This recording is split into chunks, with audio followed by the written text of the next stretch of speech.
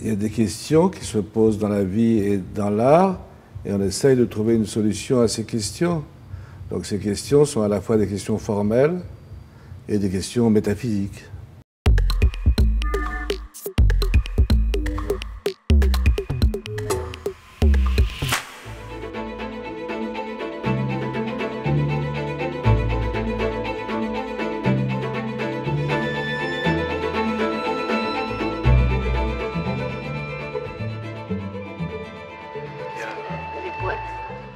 Oui, ces boîtes-là, oui, justement.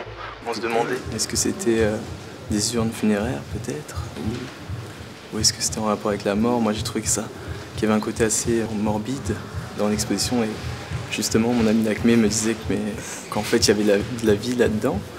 Et donc, qu'est-ce que ces boîtes métalliques représentent, par exemple? Quels étaient leurs usages de base?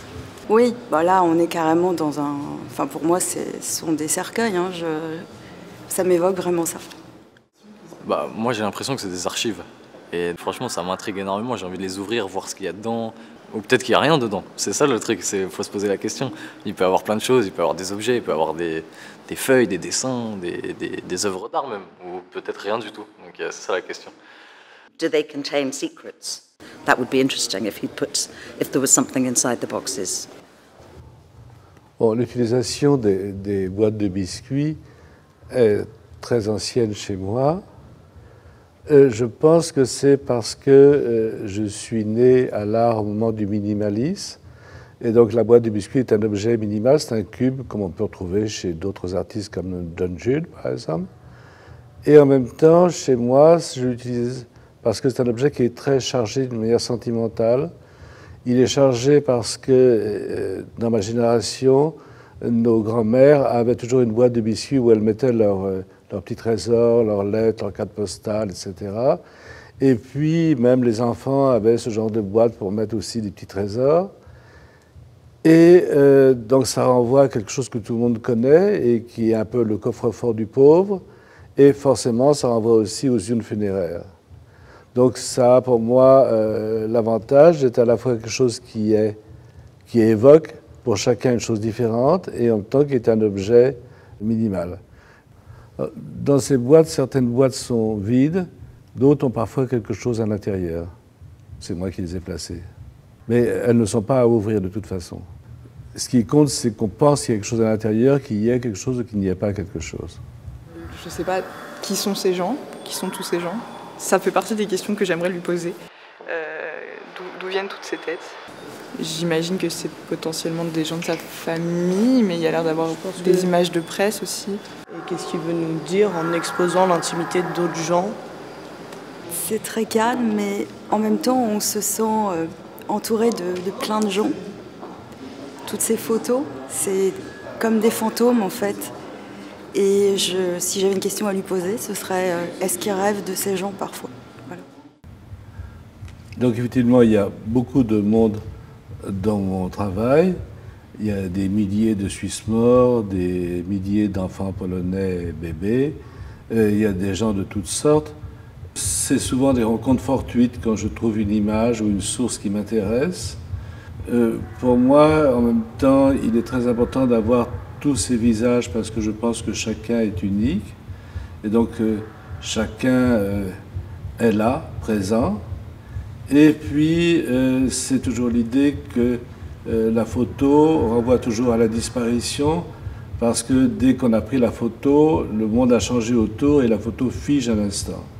Donc les gens qu'on voit ici, d'abord sont morts pour la plupart, et même s'ils n'étaient pas morts, ils auraient changé tellement que le visage qu'on voit n'est plus là.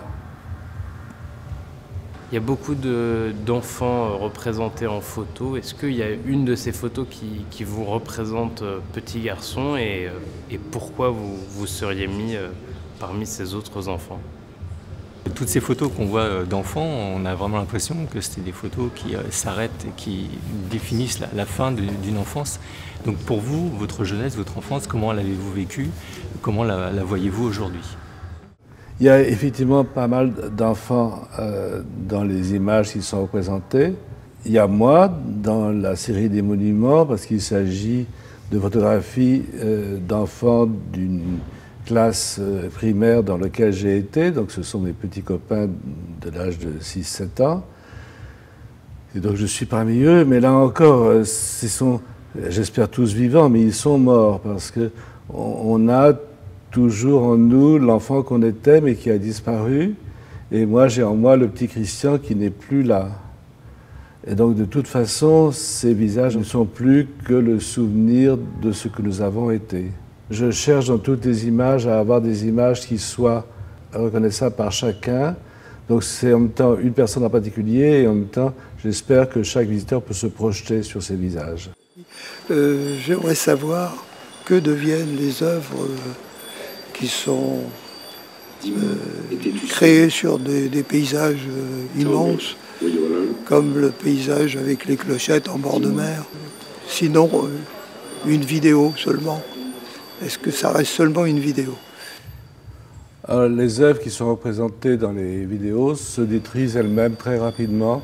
C'est des endroits où il y a beaucoup de tempêtes et de vent, et donc elles s'écroulent.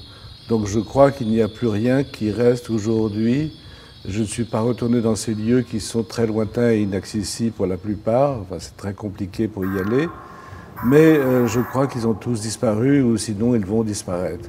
En tout cas, j'ai le souhait de ne pas abîmer la nature et de ne rien laisser, sauf la légende. Je ne cherche pas à faire des monuments en bronze et en marbre, mais des choses qui s'effritent et qui disparaissent, dont seul le souvenir reste. On peut voir à travers certaines de vos compositions des signes religieux. On voit par exemple les 7 branches d'un chandelier juif, on voit des croix. Quel est votre rapport avec la religion? Yes, I'm curious as to whether the inspiration continues with the Jewishness or whether it's becoming more of a personal journey now. Dans le cas des monuments, par exemple, il ne s'agit pas d'une religion précise. Donc d'ailleurs, dans aucune des œuvres, il s'agit d'une religion précise. Je m'intéresse aux religions, mais je ne suis pas croyant. Et effectivement, je m'intéresse au bouddhisme, je m'intéresse au judaïsme, mais disons, aucune œuvre est directement liée à une religion en particulier. Mais je pense que la recherche et le questionnement font partie de l'être humain. Qu'est-ce qu'il reconnaît comme influence de Joseph Beuys? Parce que nous, là, c'est la première fois qu'on sent très fort la patte de Joseph Beuys. Enfin, la patte, oui. Le même univers. Et Kiefer et tout ça. Alors qu'on ne l'avait jamais rapporté à ce petit groupe d'Allemands. Au niveau de la méthode aussi? Oui. Toujours les mêmes matériaux? Les mêmes matériaux, le métal, les installations. La vidéo. La vidéo, tout ça. Donc, voilà. J'ai la plus grande admiration pour Joseph Beuys, qui est certainement un de mes pères. Mais quand on est un artiste, on a des pères, des grands-pères, des neveux, des oncles, des petits-enfants. Et donc, Beuys est sans doute un de mes pères, mais il y en a beaucoup d'autres. Il y a aussi sans doute Andy Warhol, mais encore plus des dramaturges polonais, Tadeusz Kantor, ou la chorégraphe Ina Bosch, qui sont pour moi beaucoup plus inspirants que les autres artistes. Il y a des questions qui se posent dans la vie et dans l'art, et on essaye de trouver une solution à ces questions. Donc ces questions sont à la fois des questions formelles et des questions métaphysiques. On est constamment en recherche de réponses à ces questions.